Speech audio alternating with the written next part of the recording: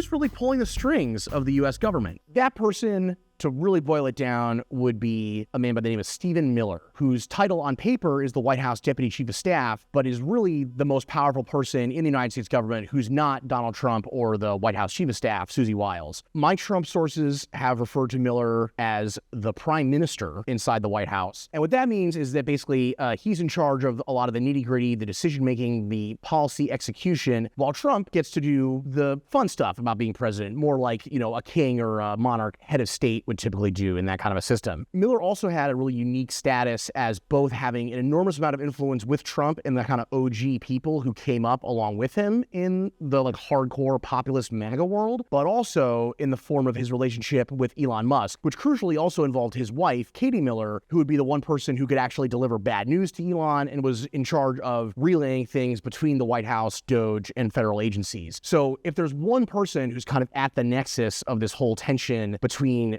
the OG MAGA populists and the new kids of the block from the Silicon Valley wing of the GOP, it would be Stephen Miller. He's involved in pretty much everything, and it's kind of hard to find something that he doesn't have his fingerprints all over in this administration. Stephen Miller is absolutely the mastermind of everything the Trump administration is doing. For more insights like this from me and my sources in the government, sign up for my newsletter, Inner Loop, at wired.com/newsletter.